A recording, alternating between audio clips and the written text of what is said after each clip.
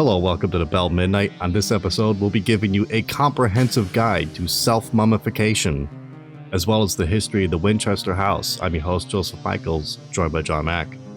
Get right into it. Self-mummification. Yes, also known as Sokushinbutsu in Japanese. Sokushinbutsu, Japanese. Alright, so it started in 806 when Kukai founded the first Japanese Shingon temple. So Kukai founds this Shingon sect, and he did it near Mount Yudo. And there was a reason he did that, and had to do with the water around the area. But before we get too ahead of ourselves, what is self-mummification? It sounds, I don't know, what do you drink some embalming fluid or something? Or That'd suck. It's worse, actually. It's worse. oh, that's good. So between the years 1081 and 1903, roughly 20 monks have been believed to mummify themselves. The belief underlying practice of living mummification, Sokushinbutsu. Now, if you translate that, that translates to becoming Buddha in this body. They're achieving enlightenment to become a Buddha. If I may interject, you said that was 1083 to, when was it again? 1081 to 1903. 1081 to 1903. That's a lot of years. So, like, obviously generations were skipped, but they didn't they didn't practice it. They just passed it on. It was very difficult. I was going to say, because there's only 20 who are known to have done it. Yeah, well, if you extend the 1903 date to today, it's 24 monks. Oh, wow. Really stepped up their game. Yeah. Okay. Part of the reason that is because I believe in late 1800s, Japan outlawed this practice because it was considered to be like suicide or obscene. Yeah. The monks that were already in the process of it, once they were entombed, well, they never got exhumed again because that was now legal. Yeah. So this is a practice of the Shingon monks of northern Japan.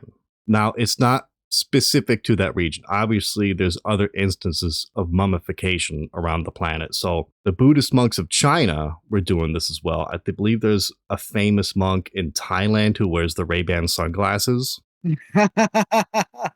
Does he wear a NASCAR hat?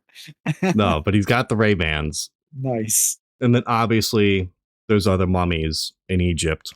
Pretty popular place for them. Yeah, mummies in Egypt go together like peas and carrots.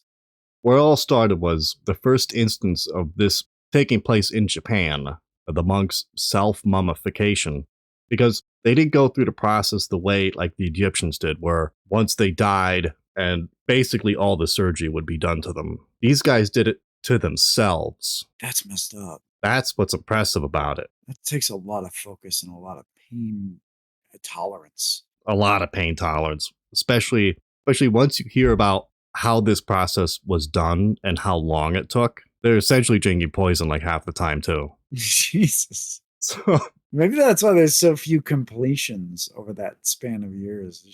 It's a high failure rate. So the Shingon monks of Yamagata are still the most common practitioners of the ritual of live mummification. Obviously not now. Only a select few monks who performed the ritual were successful in being mummified alive. So there's a bit of a chance to it as well, depending on how well you prepared for it. Mm-hmm. So the monks perceived this act of live mummification as not just achieving nirvana or Buddha, but this is a sacrifice to benefit mankind. Interesting. So it's not entirely for selfish reasons. Okay. So according to the monks, this act of live mummification would take them on the path to become Buddha in the body they received for this life. Now, monks believe that the practice of mummifying alive lets them access the Tusita heaven, a special heaven just for them. Oh, special heavens. Super heaven, maybe.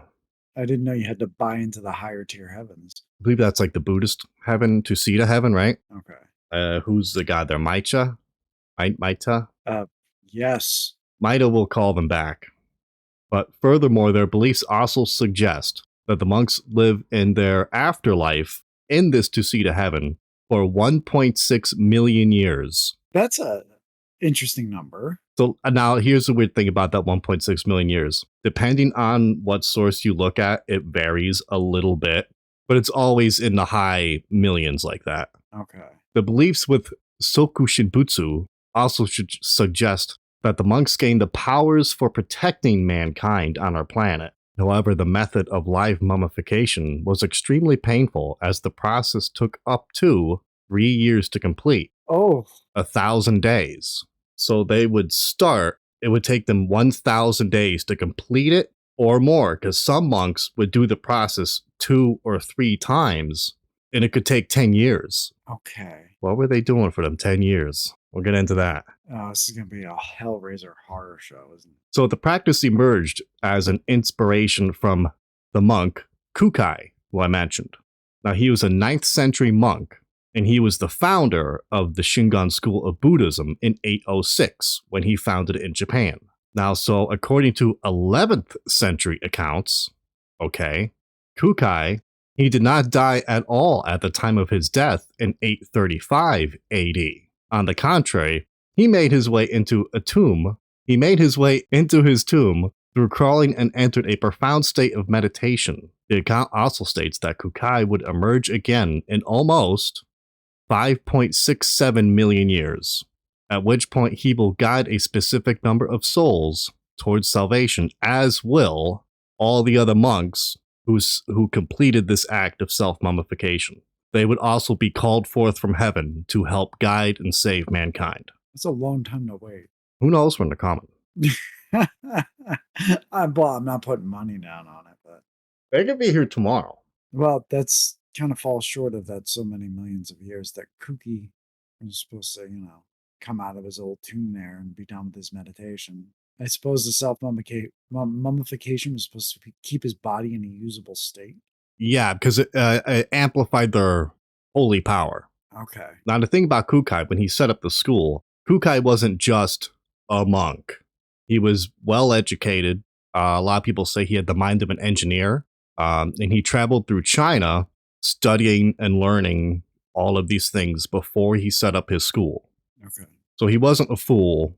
He was a brilliant man, a lot of people say. And he was the first one in Japan to self-mummify because he knew how, because he learned it from the Chinese Buddhist monks. Now, there's some stories that talk about, well, Kukai had his writings. So what's happening today or through time is when these monks self-mummified, their remains became worshipped as icons. And they're on display today. You can literally go to Japanese Shingon temples and see their remains on display. And there's plenty of pictures of them too. But there's an account of someone refuting this. Not, he's not pretending Rome isn't real, but he's saying that they shouldn't be doing that because in Kukai's original writings, he said, you're not doing that to be worshipped. You're doing that as a sacrifice. Yeah. Well, in the stories of sacrifice, getting recognition or praise for it kind of defeats the purpose of the sacrifice. The sacrifice is supposed to be selfless. Yeah, exactly. So they're saying that, technically, according to Kukai's teachings, they shouldn't be doing that. Mm-hmm. But that's another argument. Yeah. Separate issue. People always have a need of a golden calf. Now we'll get into it. So how did they do this? So like I said, it'd take 1,000 days. Some monks did it 2 or 3 times to make sure. So it could take them 10 years. So when they decided to start the act of Sokushinbutsu, they had to practice what was called Mokuji Kigyo, which I won't be pronouncing again. Okay. But this translates to tree eating. So they completely cut out the 5 cereals of their diet. They cut out all fruits and vegetables. They cut out the regular diet was gone, a thing of the past. And they had a new tree eating diet. The new tree eating diet would consist of tree bark, pine needles, roots, and dry nuts. That was about it. Oh, so it's at this point that they actually start biologically dying. Essentially. If you look at this in a spiritual context, the Sokushinbutsu regimen was intended to boost the strength of an individual's spirit, so boost their spiritual power. At the same time, this also helped them draw further away from the general human world, which they were already essentially hermits that had withdrawn from society. They would continue this dietary and meditation routine, and this would help get rid of moisture, fat, and muscle in their body. Who needs those? Exactly. And these changes meant that after they died, it would resist decomposition. So they're essentially trying to get all their fat out of their body, try to get their muscles out. Can you imagine trying to take a dump after a diet like that for a year? Can you imagine that? Pain is part of it. It seems that way. It's to strengthen their mental fortitude. Wow. No one ever mentioned that. I didn't read anything about the dumps. That's important information. I always go to the poop. How's the poop gonna be? Change diet, the old Hershey Highway down there is it's gonna experience some problems. I bet there was more than a few hemorrhoids among those guys. Yeah. So regardless of that, so now they're doing this for 1,000 days. And usually when they're on this diet, they're also putting themselves into further isolation. Praying at the Swamp of Immortals. I don't know. Okay, yeah, fair enough. We'll just accept that.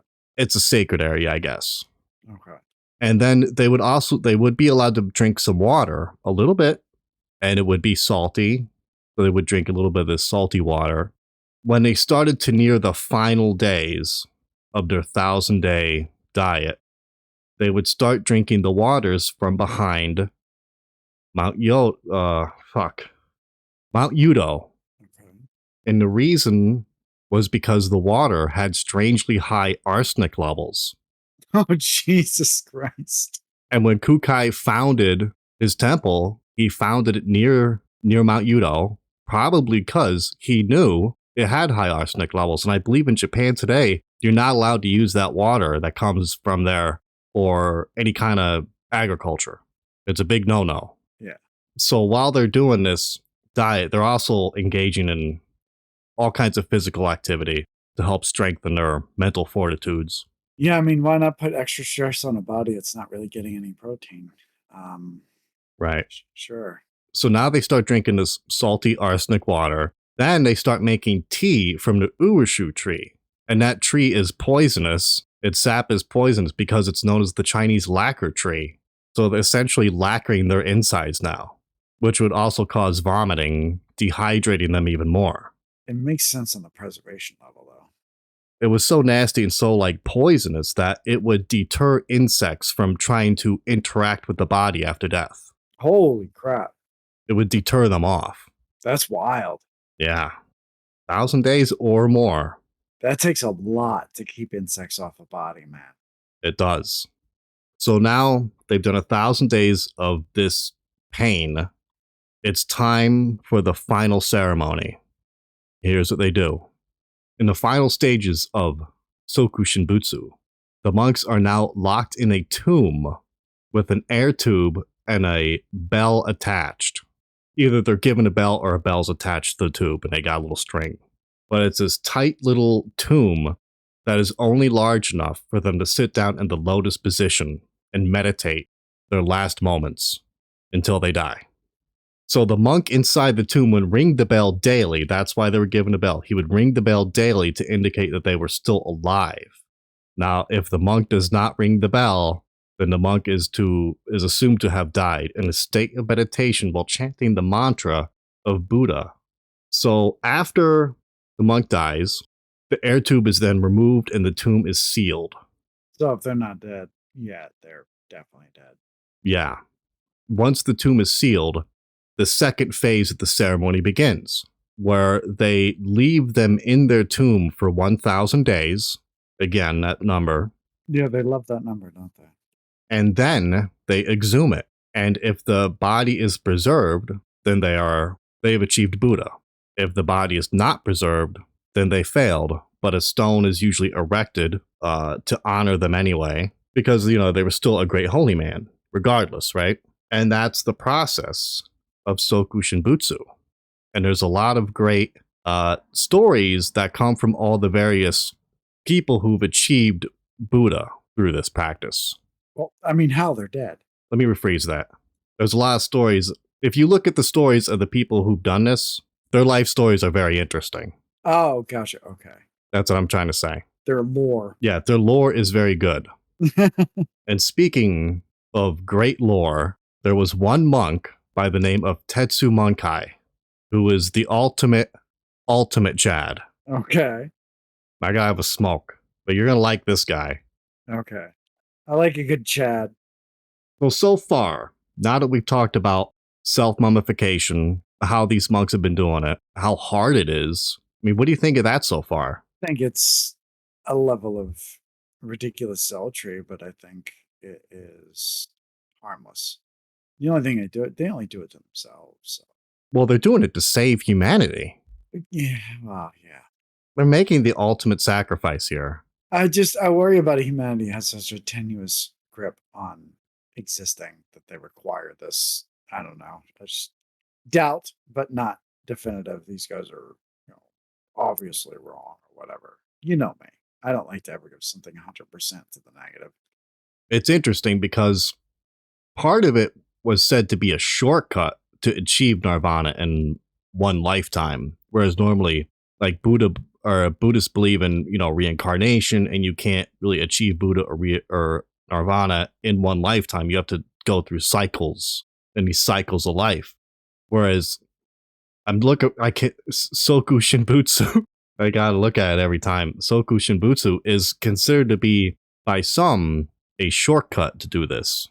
Well, if you look at a lot of other cultures too, and their belief in reincarnation, it's kind of the same thing. To liken it to forging of a sword, the multiple lives are a vehicle to bang out the impurities in the steel. Right. As you go through multiple lives, the impurities are further banged out. Like in this case, I guess the soul, becoming Buddha or whatever the belief is. That seems to mirror that. I would be concerned with anything that proclaims itself to be a shortcut. We know how shortcuts work. Yeah, I don't know if the Shingon monks themselves call it that. I think it's essentially outsiders looking at it saying that. Oh, okay, fair enough. All right, you want to hear about Tetsumonkai? Yeah, let's hear about this guy. Okay. Giga Chad. I think you're gonna like him, but he's actually one of the most famous monks to self mummify because of his lore. Okay, I'm in for some lore. Lay it on me. So he was originally born Tsunada Tetsu in 1759. Some sources say 1768. Mhm. You get the idea. Yeah. And there's a lot of conflicting. See, it's one of those tricky ones, but there's conflicting stories about what happened and what he was really doing. But we'll go with the most credible source I found. Okay. All right. So according to this source, he was a river worker who dug wells and floated lumber, although other sources say he was a farmer. But we'll go with this one. And he was known for his stormy temperament. So, according to one account, he killed 2 samurai after finding them intoxicated on duty and confronting them for their negligence. Another account describes him killing a samurai during a fight over a favorite prostitute. There's a third account that says he killed 2 samurai that were messing with him, and he defended himself because he thought they were going to kill him. Either way, this guy keeps killing samurai. Does it say how he did it? Did he just lay him to with his bare hands? Here we go. Okay. He said one story says that he killed the samurai with a fire hook. Oh, Jesus. So that's good. That's a good one, yeah. Chirenji, the temple where Tetsumonkai is enshrined, gives a somewhat milder account, saying that he was angered by the arrogance of an official in charge of river construction and pierced the man's leg with his firehook and dragged him around for a while. He has not a fuck to give. This guy sounds like a dangerous badass. Yeah, he's dangerous. He is a primal animal. So, in any case, Tetsu fled to escape his pursuers because he feared retaliation from the samurai. But that's according to one account. Like I said, it gets all messed up. But he fled to escape his pursuers and joined the seminary at Chirenji in his 20s, where he was given his priestly name. And the interesting thing about that is when he first went there, they would take in people and they would be protected because there was a law said you can't, if someone becomes a monk, you got to leave them be. Yeah. And this particular place did take people, but not a lot. and that Tetsu had somehow got special permission from the head monk to let him in. Yeah, fair enough. I mean, Now we move on to records indicate that Tetsumonkai was a widely traveled and respected holy man, so after he becomes a monk. And he has numerous legends to his name. Once when he was visiting Edo, modern-day Tokyo, he witnessed the outbreak of a eye disease that caused great suffering. So he proceeded to gorge his left eye out and offered it to the Sumida River in a prayer for a cure. This is after, now like I said, he was a smart guy too. He had already tried everything else because he was a herbalist as well. So after all of his attempts to help people failed, that's when he gouged his eye out for the gods, right? Now here's the thing about it. Later research found that his left eye is indeed missing, going some way to authenticate the story. wow. This dude is legit as shit and he's not going to quit. And the thing about it is if you want to make a prayer to, the powers that be, the gods, anyone can make a prayer, but the self harm with excruciating pain as your offering to the gods shows dedication. Yeah, they're not just going to stand up and notice every Joe Blow. You come to them with a bleeding eye socket and your eye outstretched, and they're going to be like, hey, look at this guy. At least they'll turn around and take notice. Yeah. Assuming the gods are there, After this incident, Kome Sato, now this is the head priest of Chirenji, he has been working to unearth traces of Tetsumonkai through stone monuments commemorating his deeds. And he has found nearly 200 of them that have been discovered so far. And he says there are probably more out there. That's a lot of stones praising you. Yeah. He's got to be in the upper echelons of recognized religious figures then. Another account, Tetsumonkai's missionary work centered on the Shonai region, but the monuments show it extended from the Kanto region all the way up through Hokkaido. He is remembered for gathering 10,000 volunteer workers to build a new road through a mountain connecting Kamo Port to Tsuruoka, facilitating trade. So he was doing a lot of stuff around the area to help the common people. Commoners like them, merchants probably like them. Oh yeah, get the merchants to like you. Yeah, get the merchants to like you. Your life is considerably more on easy street.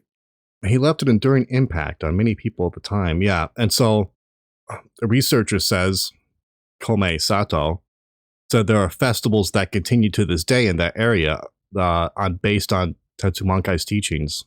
Yeah, I mean, so far he seems pretty standard religious icon. You know what I mean? Yeah. Like he seems a little more hardcore than normal, but he seems like he's, a little more hard. Wait till you hear this. Okay. However, the most compelling of his legends may be another one involving self-mutilation. Oh, geez, here we go. At one point, Tetsumonkai is said to have been visited by a prostitute, possibly the same one he fought the samurai for, if that's the story. Because like we said, that those early stories, a lot of different versions. Yeah. So the woman tried to convince Tetsumonkai to come back to the city with her, but he refused because he's a holy man. Oh, God, I know where this is going and I don't want to hear To prove his resolution and dedication to a life of austerity, what do you think's going to happen? Oh, no. It can't be that bad. Oh, God. He disappeared and shortly returned with a small package for her. What do you think was in the package? A package. Inside were his bloody testicles. He had sliced them off. Oh, my God. That's, He just went full on, man. He went pedal to metal. He never looked back. This is just... Oh, yeah. He's just like, fuck it, I'm in. And he just... Jesus. Here's what happened to his testicles, if you want to know. Well, of course, yeah. I would like to go visit them. You might be able to. Oh, good. So the object is said to have made its way around prostitutes.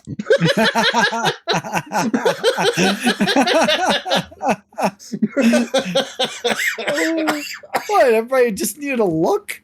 Give him a squeeze?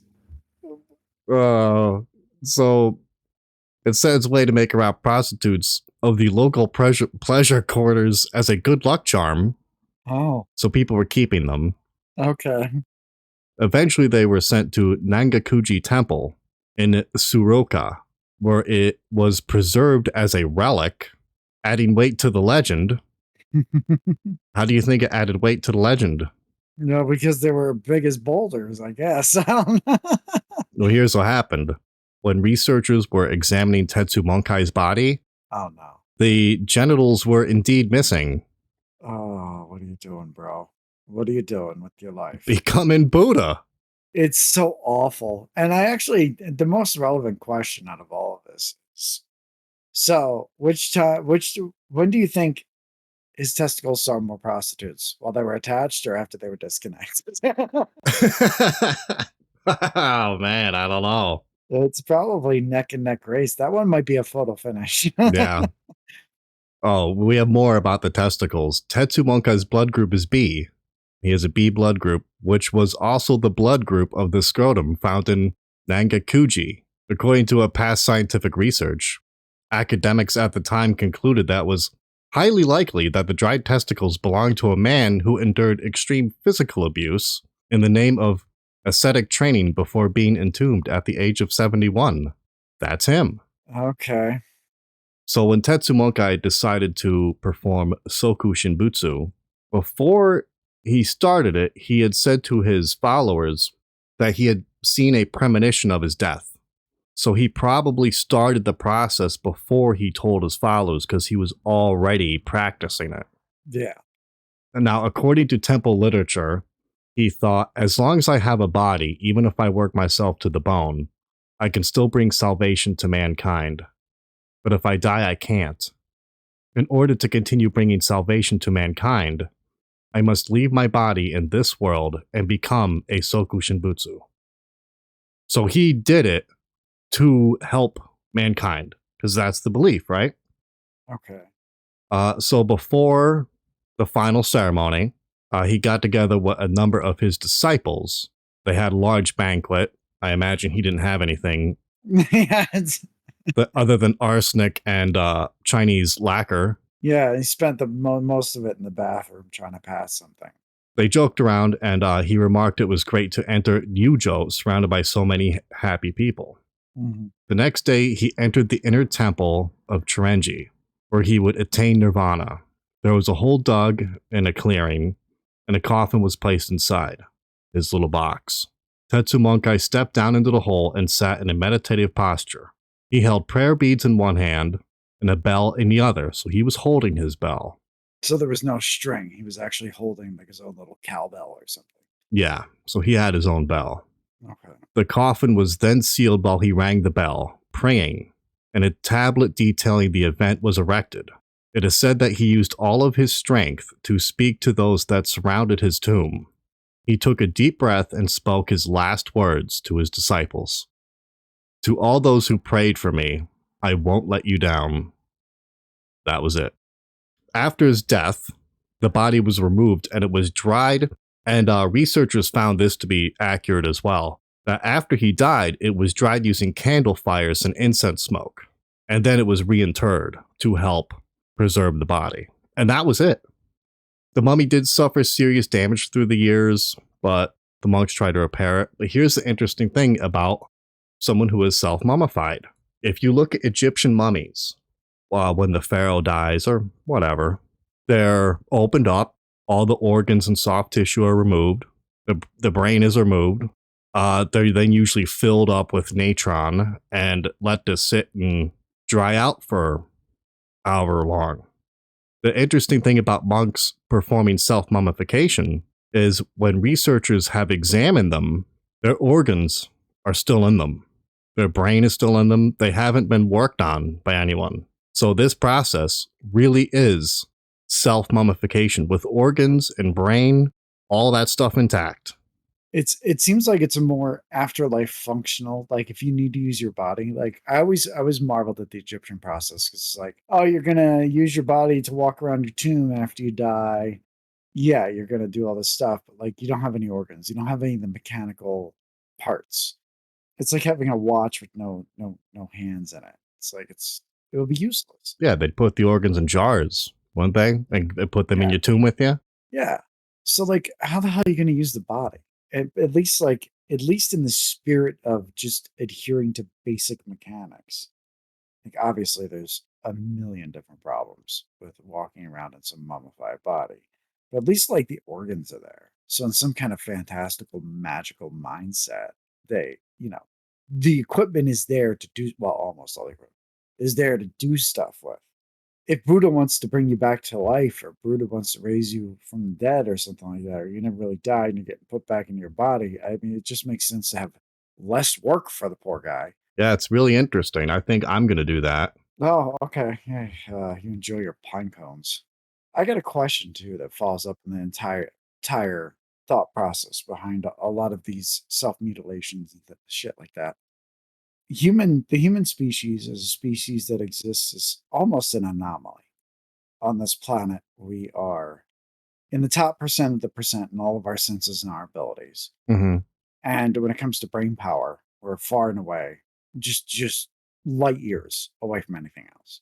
Right. Absolute light years. No matter how much people say like dolphins are smart or whatever, they're not even fucking close. Like it's not even in the same universe. So we have all these wonderful things that we human beings have at our disposal. This giant tool set and this as perfect as Mother Nature can provide body, or God, if you believe in that, or Buddha, or whatever. Why is the goal to enlightenment to always destroy that beautiful gift? It's always about destroying it. I'm not talking about making it stronger through physical exercise, because that it can serve a function to make the machine that is your body stronger through endurance. When it comes to these religious ceremonies, to be close with God, you got to gouge out your beautiful apex eyes, or you cut off your ability to reproduce, or scar yourself, or just otherwise disrespect and desecrate this amazing gift of life. This is the problem I always have with this stuff. Like it's just constant disrespect for the most valuable thing you'll ever own. Yeah, I see where you're coming from, and I believe more modern religions. I'm not gonna name anything, but they say the body is the temple. Take care of your body, Mm-hmm. and yeah. But when you look at they had a reason for it, and they explained it out that it had something to do with that the self mutilation was like. Well, it goes back to one of the earlier points I made during the I story that it was a sacrifice of proof to the gods that you meant your prayers and whatnot, that you weren't just praying. Sacrifice. It just seems so hypocritical of the gods to be like, okay, you have these great bodies, human beings have all these gifts, now give them to us. It's just such a hypocritical stance. Like, I understand the sentiment. The sentiment of sacrifice is, of course, always important. We can even understand it in modern times. Like, a fireman runs into a house and saves a bunch of kids at the cost of his own life. Like, we understand that sacrifice is something on a fundamental level that you can appreciate about that you almost feel like is divine, regardless of the religion you come from or any of that stuff. But when it comes to these, I feel like they got too much fucking time on their hands, honest to God, and they're probably, it sounds like they're just a little too bored. There's one story that talks about the Mayans, that their gods, that they believe that their gods demanded the blood of royalty. So the royalty would routinely cut themselves to draw blood, cut their genitals to draw blood for the gods, which would then be burnt on a sacred pyre, make sure it rained. That's the story. Just a floating idea. Do you think? I can only think of one group that this particular kind of mutilation would necessarily please. Oh, I know what you mean. Like the old gods. The old gods, the tricksters, whatever you want to call them. Yeah, the tricksters. That's a good one. It just seems like their cup of tea. And there's a lot of energy being expended in these processes. Think of all the agony. Blood ritual to a trickster would be a powerful thing. Not only that, but you get the added bonus of killing two birds with one stone and leading someone astray, Yeah. obfuscating the truth, getting them to desecrate the gift that they're given, the greatest gift that at least we know of so far, definitely in the solar system, but quite possibly the galaxy and maybe even the universe. But what about the soul? Well, okay, I'm talking about the physical. And maybe in the long run, the body matters less because God knows they're reproducible. It just seems, I don't know. It's just, it's obviously a Western perspective. But there's something that seems very wrong about it. We're not talking about an impromptu sacrifice showing someone's true nature or their character. The ritualistic nature of it is troublesome. And if this is what it takes to become Buddha, it just seems like I'd have some problems with Buddha. Buddha's a good guy. What are you doing? I don't know. Who knows? I see what you mean. It's very suspect, and even you get a lot with the saints as well. I think a lot of what the saints do with the self harm is, it's I don't know. I don't. I have suspicions. You're so suspicious of all these other dimensional entities, and Yeah. won't you just trust them? Yeah. Just trust me. I can see things you can't. Yeah. Just trust me. It's a funny story, but I heard a while back a lady was talking about how she talked with angels. And someone posed the question, well, how do you know they're angels? How do you know this is not some trickster entity? She said, ask it to pray. She said, if it's a real angel, it will want to pray immediately and will kind of just want to pray the whole time. Whereas if it's a trickster and she asks it to pray, it will say, we do that all the time. Let's get out your message. And she says, you got to ask it 3 times. You ask it again, it's like, oh, come on, we don't want to do that again, do we? And then on the 3rd time, that's what's like, oh, you're a cut whore, guy, die in hell. Yeah, bares its fangs. Exactly. That's actually a really, really good, because I mean, like, if you're the kind of person who believes in entities, then it fits within that structure. That's a really clever request to make of it. Yeah. Because if it truly is an angel, that's got to be like catnip to them, man. You know what I mean? It's like, oh, we're gonna pray. Hell yeah, let's get this shit going. You know what I Yeah. mean?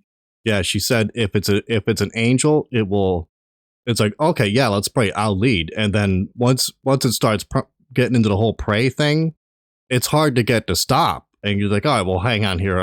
What was the message? Oh, let's just keep praying. Yeah. Yeah, this praying stuff is getting me so high. Yeah.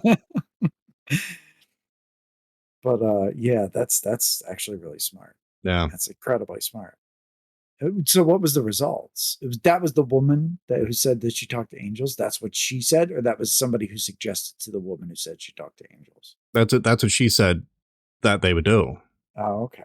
Yeah, she said, yeah, like sometimes they'll just flip out and just call you every name in the book. Yeah, because they can't pray, can they? They can't. It draws attention to them. Interesting. But yeah. It is. It's very interesting and extremely clever. Whatever happens, ask it to pray. Yeah, that's a good answer. Hey, let's before we get on with this, bush that's burning in the woods or in the desert, let's pray to God. Yeah, what's interesting about it too is alien abduction stories where the aliens pretend they're godly things. Mm-hmm. They always seem to denounce religion during their godly visits. Space communism. Yeah. Yeah. It's always space communism. Oh, you don't understand. Your religion is misguided. Now go talk to the great bird. Yeah, make sure you throw away your weapons. You can't have those nasty nuclear weapons that you developed and then suddenly we just started showing up around those places. Maybe you should get rid of them. Yeah, so if an alien wants to abduct you at night and says, oh no, I got all this great stuff for you, you're the chosen one, ask it to pray, see what it says. Yeah. There you go. I mean, if they really are aliens from some other world, then they wouldn't really care. I mean, what's a whatever, a token prayer that means nothing to you if you're an alien, if it accomplishes your goal, right? Or they won't know what you're talking about. What? Yeah. And you can explain it to them. Say, you repeat after me. Let's do this together. You don't have to say in time. You can just repeat what I do.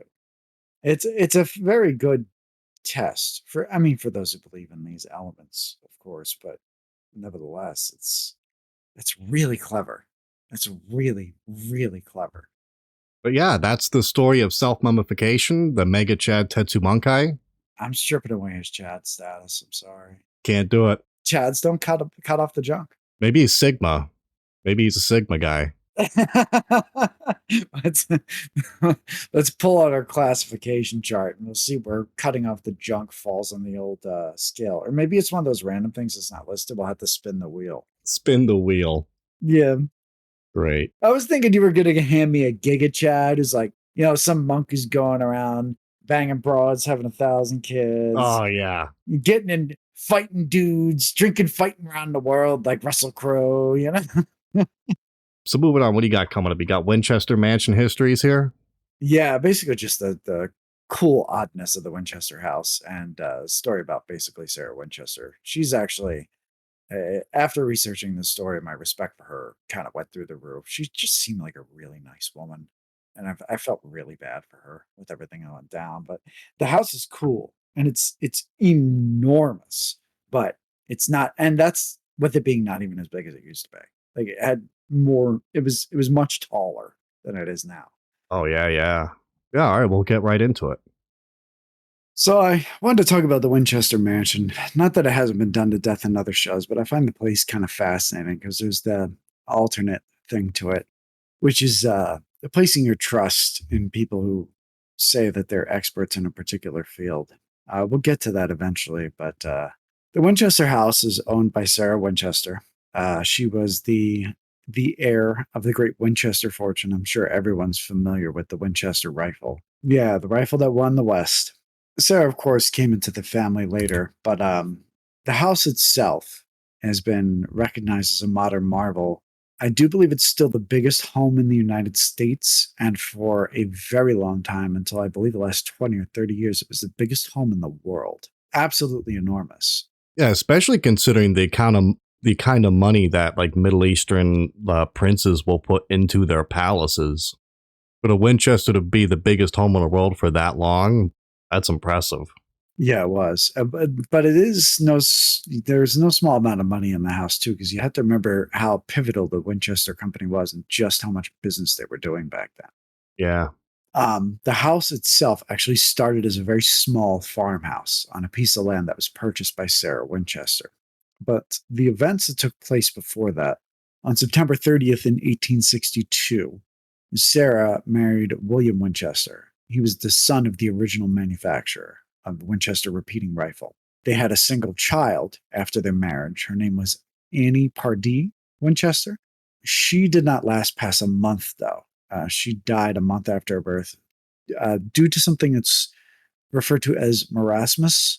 It's I looked into it, and it appears to be a affliction that basically amounts to a severe malnutrition that's very, very difficult to fight off, and it's the inability to actually get the proper nutrition. Hmm. It still affects the world today, but in developed countries, it's much less of a problem that can be treated. So they were struck with this tragedy when Annie died, and apparently, from reports, the family never really recovered, and there was just like an overall sadness over the family. It's also important to note that Sarah Winchester, from all accounts, was completely in love with her husband and her daughter. This is not one of those situations where you have somebody who eventually ends up alone and bitter or anything like that. It's just pure grief. Oh, okay. For me, it's the story. There's not any of the sordid modern stuff like affairs and stuff like that. She actually liked this man. Where did you mention where the Winchester house is? The Winchester house is currently in California. Specifically speaking, It's like in San Jose. is it San Jose or San Diego? I keep getting the two mixed up. San Jose. Yeah, I'm looking at on the map. It's in San Jose, California, and it is wow. It is really not in a nice spot. No, it's not. The Highway 280 running by it.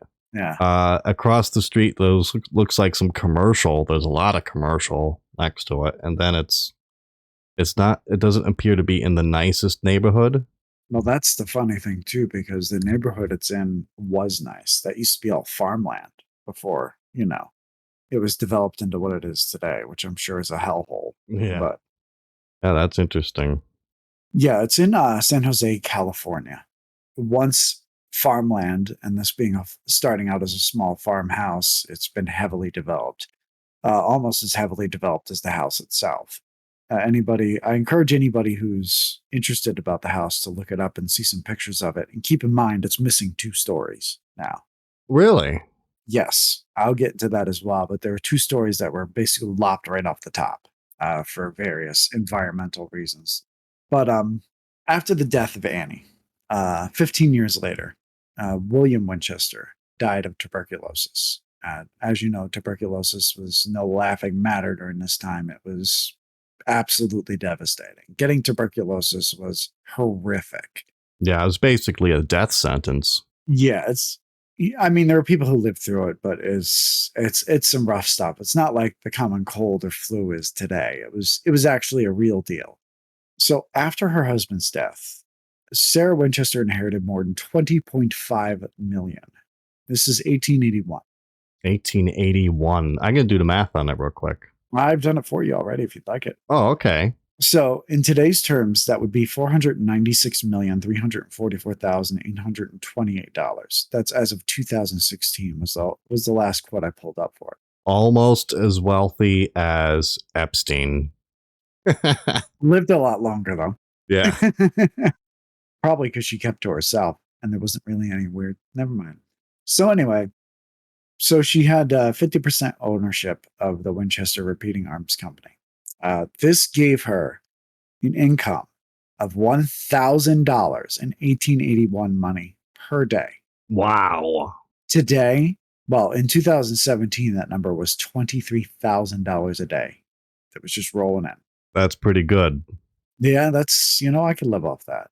I could live off the 1,000 a day, not adjusted for inflation. Yeah. Here's where things start to get weird. And this is where I think there's a cautionary tale to be had in this particular story. So Sarah is consumed with grief. She's lost Annie, her only child. 15 years later, she loses William. They never had any more children. The woman is racked with grief, and she's got nothing but money to comfort her. And as anyone who's ever had money has ever known, is that money will bring you nothing of any value. It'll bring you things, but there's no comfort to be had from money. Whatever comfort you obtain from it is temporary at best. She started to get interested in the paranormal. And as most people who get interested in the paranormal, they start getting into psychics and mediums. Okay. She wanted to consult a psychic, someone who could give her some medium related services. Basically, here's where the story gets a little weird because I have been trying to nail down exactly whether or not there was a psychic involved is not up for question. There was, at least by all accounts, that's the way it looks. Okay. Who the psychic was and where they came from can vary.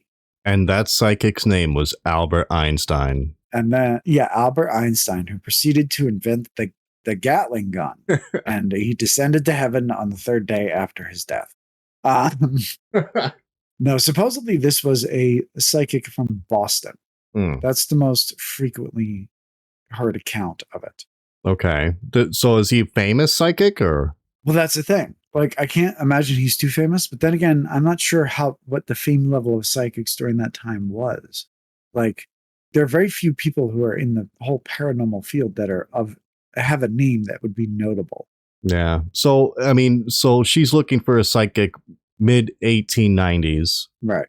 And at that time, Victorian era, and the whole psychic thing, mediumship, seances was starting to blow up around then, wasn't it? It was. And then, of course, with anything naturally during that time, it's safe to assume there were quite a few charlatans operating. So she sought the services of the psychic. And basically, as you can imagine, her goal was to try to speak to her dead husband and dead daughter. Right. And you and I both know the problems with that. Go down to a bad neighborhood and start asking around for somebody by name, and eventually someone's going to say they're that somebody. Yeah. Because, I mean, there's a theory about the whole seance thing that if you're calling out for something, eventually some sort of entity, whatever it may be, will just come along and play the role. Well, it especially becomes relevant if the if it's to believe that the theory on entities is true, that essentially they're just looking for batteries. People have always noted in cases that when you have some kind of something that's perceived as a haunting, I'm using very careful language here in order to not be judgmental one way or the other, but it's perceived as a haunting or it's perceived as a dead family member or something like that. The more attention you pay to it, the more powerful it becomes, almost as if it's using your perception or the energy you're directing towards it as a battery for its own existence. And as you pay more and more attention to it, its ability becomes greater and greater. Yeah, the more emotion you feed into your encounters with it as well. Yeah. All of that having a basis, in how these things supposedly operate.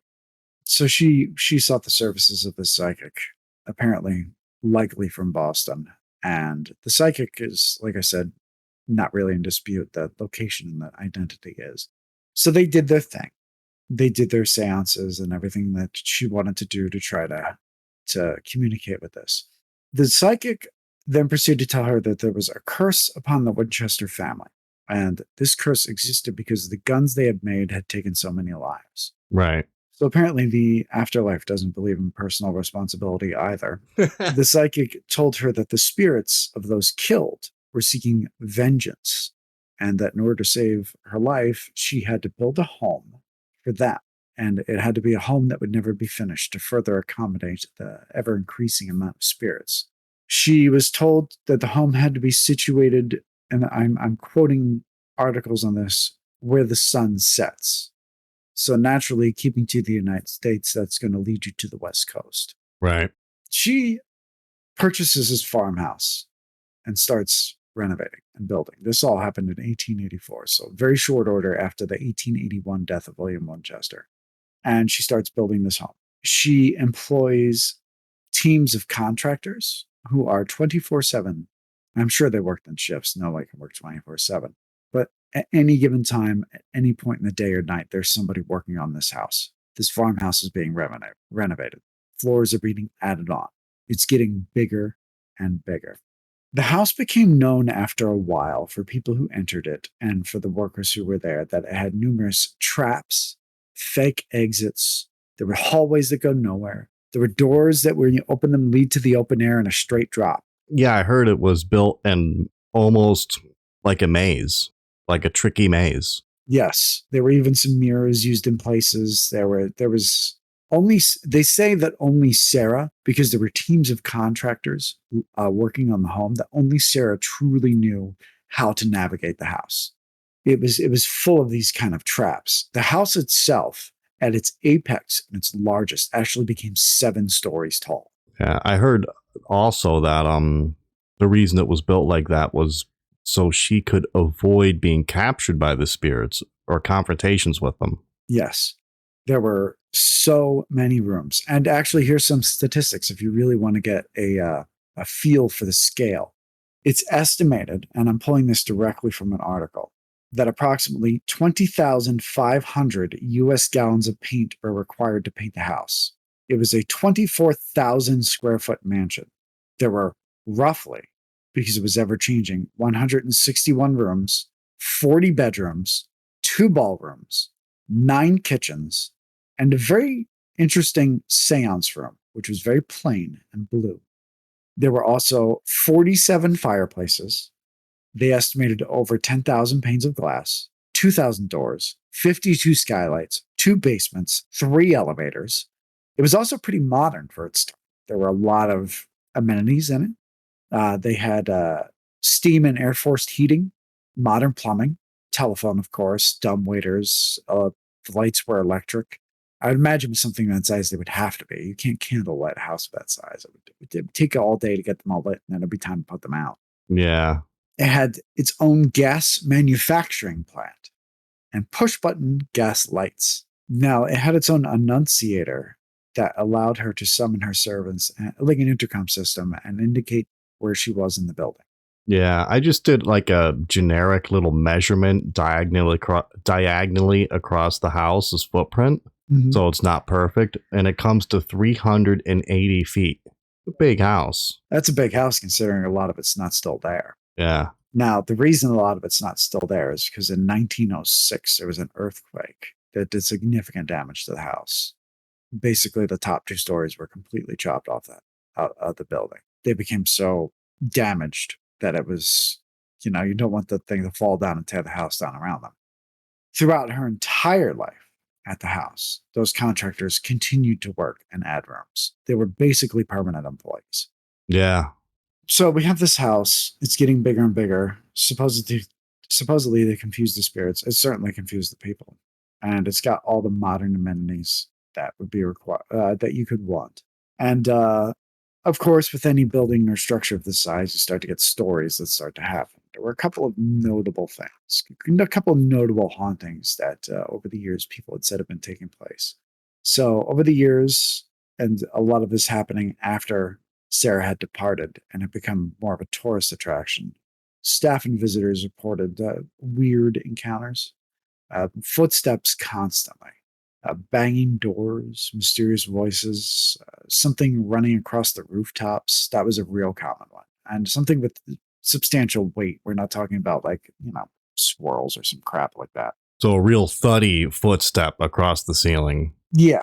Yeah, like a burly man dashing across your roof. You'll always hear something like that. Doorknobs turning by themselves, bobbing lights throughout the building, windows that bang so hard that they did actually shatter, Wow. cold spots that were felt by the visitors. I take this with a grain of salt, so you may as well. I'm not willing to say anybody is necessarily a charlatan, but I'm also not saying they're not. But over the years, tons of psychics visited the house. Most of them leave convinced that spirits are in the house, and Sarah is as well, and they still wander the place. One ghost in particular that is said to linger in there is a handyman that seems to be focused in and around a fireplace in the grand ballroom. He's reported to be a black-haired man, and he's pushing a wheelbarrow or working on the fireplace. Others report feelings of a presence in the ballroom. The ballroom seems to be a hot spot. And keep in mind, this is a very grand ballroom. It's got gold. It's got silver chandelier. It was built almost entirely without nails. It cost $9,000 to build it at the time. Yeah, some of the rooms inside this house, they look like the old amber room from like the Tsar's palace or something. Like they are unbelievably beautiful. Yeah, there's woods in the wood in the rooms, especially the ballroom. There's mahogany, teak, maple, rosewood, oak, white ash. I mean, the place is just incredible. There's a daisy bedroom.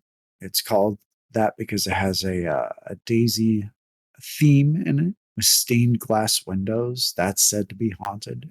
Supposedly, that's where you'll find Mrs. Winchester.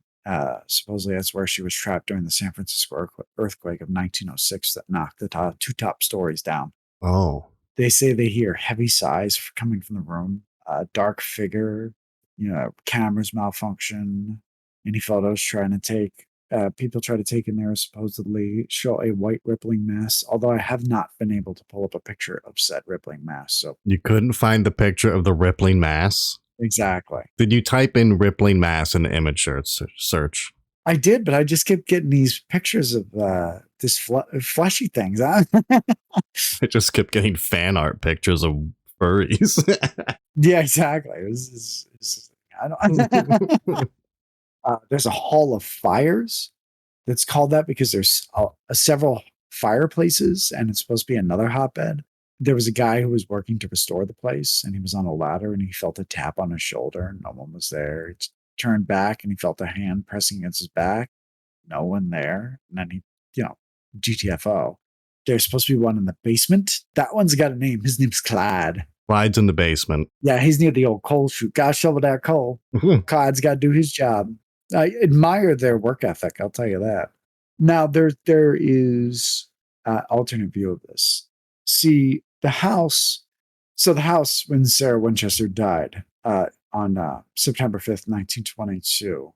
She died in her sleep of heart failure. She was 83. All of her possessions, with the exception of the house, were given to her niece and her secretary, since she had no children.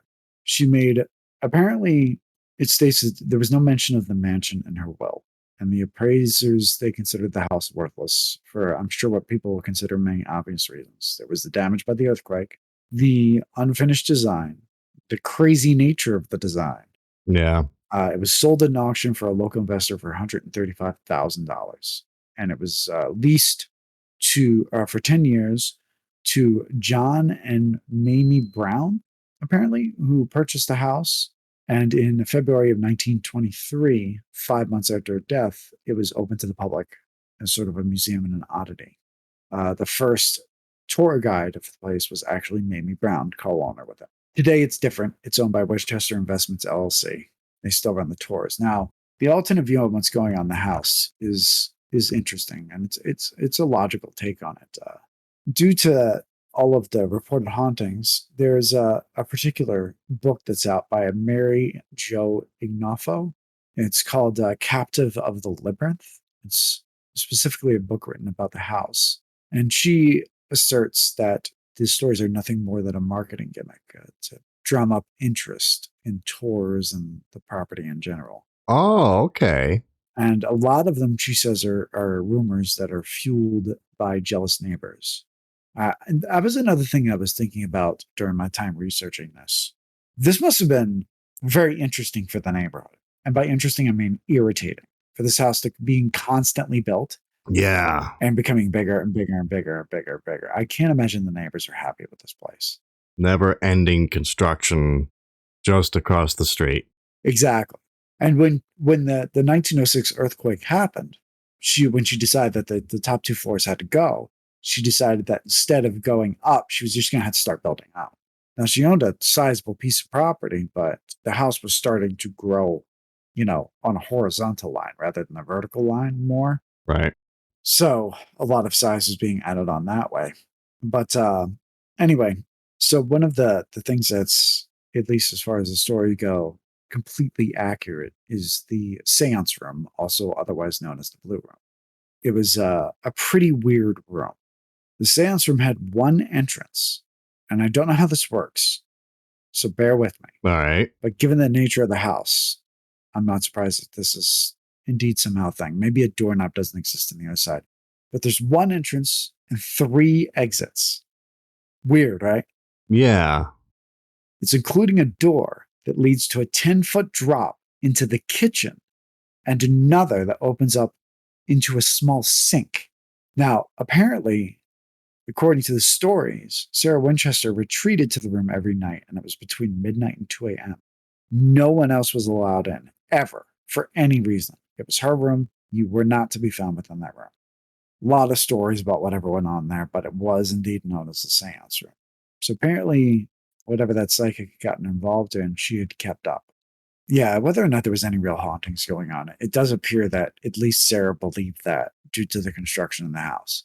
With this place being built as a giant maze, and just an absolutely strange way that she went about making this house. Like rooms that you barely ever visit were decked out in gold and silver. It's almost like you're making like a place where you'd want something to stay and just stay there and leave me alone. And that's the impression I got when you see some of these ballrooms. Because one woman who lives by herself and doesn't take visitors is going to use, what was it, 6 ballrooms? The only logical conclusion is it was there for someone else. And bear in mind that Sarah, at least from any reports I've seen, hadn't demonstrated any kind of strange behavior like this before all of this happened to her. Right. When her daughter and husband died.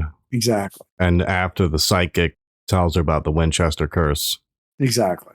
So there was another weird thing, and the final particular aspect of the house that was actually extremely sad when it was finally discovered. By the way, new rooms are discovered constantly to this day. Because it's such a maze. It's such a maze that there are rooms that people didn't know about. They're finding crawl spaces, they're finding rooms, they're finding all these little secret compartments. Just mapping the house would probably take someone half a lifetime. They finally discovered that Sarah had a safe, or a few safes. There's an article that references that Sarah kept a private safe in the home. I believe it was in one of the ballrooms. I may be wrong about that because it was kind of an offhanded mention, but it's not the part that stuck out to me because it's what's mentioned, what's in the safe. They set about opening the safe because there was no one who had the access to it. Sarah was the only one who went in there. Most people didn't even know it existed in the spot it did. They uncover it and open the first safe. And there's another safe. There's a safe inside the safe. Yes. Oh, that's good. This is how the account goes. So they open the second safe, and inside is another safe. Matryoshka safe. Exactly. So when they opened the third safe, there was a few papers, some personal documents, obituaries, and 2 plastic bags. And in one plastic bag was a lock of her husband's hair. In the other plastic bag was a lock of Annie, her deceased daughter's hair. Wow. Apparently she went into that safe very, very frequently. When I read that, I was like, okay, I'm done. The house is fascinating to me because it seems like a monument to human grief. Yeah.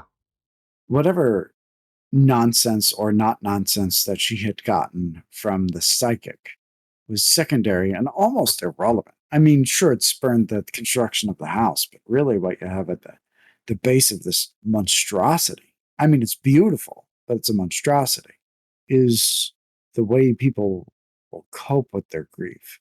I actually came away from this story.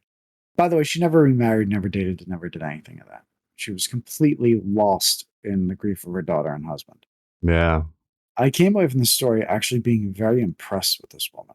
I found her to be an unexpected surprise. You know, normally when you encounter these kinds of stories, the haunted house and things like that, there's broken families, there's murder, there's all kinds of, you know, maybe some plantation slaveries, all this other nasty business. I've seen pictures of this woman, and she just looks like a nice woman who just got kicked around at the end. And I don't know what it is about this property, but I find it fascinating. I find her life fascinating, and I actually admire her. But yeah, I mean, it's a short and sweet story. There are more accounts of paranormal things that go on at the house, but to be perfectly honest, they're somewhat less valid than the older stories are. Yeah, it makes me wonder if, let's just say the paranormal goings on there are true. I wonder if it's. I know a lot of people probably say, "Oh, well, that's the spirits that are angry because of the Winchester curse," as we've heard. Yeah. But maybe it's not. Maybe it's just fueled by this woman's grief and just fueled by, you know, all those emotions just being poured into the house and poured into the construction. Precisely. It's all manifested on its own. If you think about the grief, she's got to be generating grief and emotion like a nuclear reactor. Yeah. It's just got to be radiating out of her. That's a lot of energy. That's a lot of energy up for grabs. Yeah, it is. With the construction of the house, I found myself wondering as I was reading the story if, let's entertain the thought for a moment that the psychic is totally full of shit. Like you have Sarah Winchester looking for you to talk to her husband or other spirits. You better believe with a woman that kind of wallet walks into a psychic's office, they're gonna talk to somebody, whether they got to make it up or not. That's a lot of money. Say she failed and Sarah just walks out. It's a lot of money to not get someone on the hook for. You know what I'm saying? Yeah, exactly. You get a client walks in who is essentially like what was a 50% heir to the Winchester fortune. Yeah. Yeah, you're gonna find a way to get into those pockets. Exactly. Which always makes the situation a little more suspect. That's why I'm a little more inclined to be a little more liberal with my belief in poor family that seeks help, you know, and even better if it's not very publicized. I think you see where I'm going in that direction. There's not much recognition that's going to happen. I think this is your first story that wasn't completely where you weren't getting flooded with Bigfoot stories during your research. Yeah, surprisingly, that idiot didn't show up. He's got no place here because this is, you know, I was glad not to come across him because absolutely everything I've looked at has been Bigfoot. Like it hasn't been all about him, but he shows up, constantly shows up. Yeah, even when I was doing the Bennington Triangle, there, sure enough, there was the Bigfoot story. Yeah, like it's almost like at any point in the story, the explanation for what may be going on could be Bigfoot being repelling from a flying saucer and stealing people. Like it's always a combination, which is actually an interesting thought experiment too. Like if people are actually seeing some kind of Bigfoot, is it really Bigfoot? Because they always seem to be seeing this other stuff around the same areas, that general weirdness and strangeness that's going on. So, wouldn't it be logical to just assume it's all just the same thing that's just messing with you? Just screwing with you. You know what I mean? Maybe that flying saucer is not little green men, and maybe that Bigfoot isn't a big hairy ape. Maybe it's just something looking for a quick power bar meal. Maybe some energy. Yeah, well, maybe it's a ghost or not in a strange sort of way. Yeah, I guess that was a weird maybe it's a ghost or not in a strange sort of way.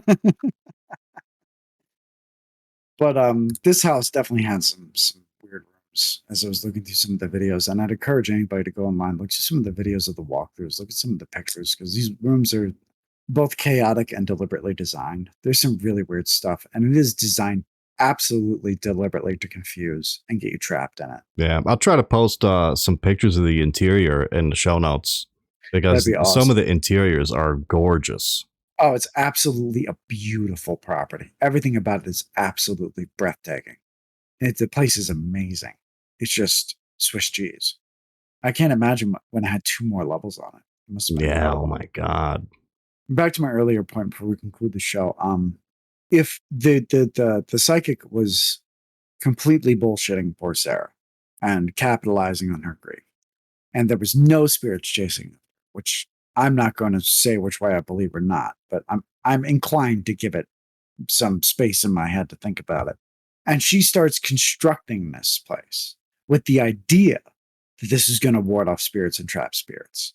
If this is the idea is that this is purpose, if these things work the way some people claim they work, it doesn't matter if they were attracted to her because of the Winchester company being super evil and the guns were autonomously going out killing people.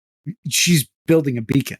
Yeah, because she had the seance room and everything as well, and she was probably in there doing seances and stuff and continuing the practice. I guarantee. Exactly. If doors can be opened, she's opening them. Yeah, so she's opening doors in there as well, along with it being a beacon. But that's what they say the soundest advice for dealing with any of this kind of stuff is just ignore it. Treat it like it's lesser than you and it's not even worth your trouble. And there's also theories that if you are indeed having these sort of problems, it doesn't matter what you do as long as you believe it will work, as long as you perceive it will work. Isn't that As Above, So Below? Oh, that's the movie. No, not Yeah, the yeah, yeah. movie. Well, I'm thinking of the movie because I really liked it. Oh, all right. The saying "as above, so below," though. You mean? Yeah. Yeah, I mean, essentially, yeah. It really doesn't matter what you do to be effective, as long as you believe it's effective. It's effective. This place is fascinating, though. It's interesting to see such an enormous monument to strangeness and a person's grief. I mean, basically every channel, every whatever has done a story on this house, but I don't think nearly enough people appreciate the woman behind it. I think she's very admirable. I respect the attachment she had to her daughter and her husband. I think if anybody wants to research the house, focus less on the house and focus more on Sarah. It's worth your time. Well, that's pretty good. I guess we'll close it up. Yeah, look it up. It's a fun place. Look at the pictures too. They're the best. Yeah, we'll try to put them in the show notes. If they're not there, you'll have to use the power of Google. Or you can use DuckDuckGo. I'm just saying. Yeah, DuckDuckGo. Yeah, so maybe next episode, I'm pretty interested in some archaeology stuff going on here. I love archaeology. There's one thing I'm looking at about the Sphinx and the pyramids Ah. that's I haven't gotten too deep into it yet, but I don't know if the guy is serious or not. I'll have to look at it. Okay, is this going to be a whole lot of fun stuff? Because that's what that implies to me. Well, he put forward some theories about the Sphinx and the pyramid, and Okay. well, the guy's reputation he doesn't have a I'm not going to say who it is, but he does not have a reputation for being serious. So I'm being careful with it. Are we talking about a man who may have some wild hair and appears on TV? No, he's not on TV. Okay. No. Okay, I'm just curious because I love that guy, but Yeah, I'm just saying for this particular guy, for him to cover anything about archaeology is extremely strange. Interesting. Is he respected in his field? Or? I guess.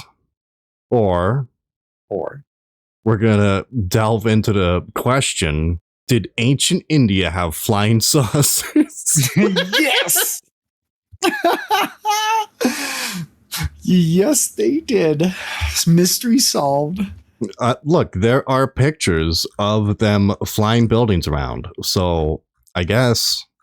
Dude, have you seen the Taj Mahal? Humans can't make that sort of angled cut. Look, spoiler alert, the answer is yes. The answer is aliens, and Bigfoot is the cheap slave labor. Yeah. All right, well, that'll be next time, maybe. We'll see. We'll see where we're going. All right, that's it for this episode of Bell Midnight. Hope you enjoyed. Good night.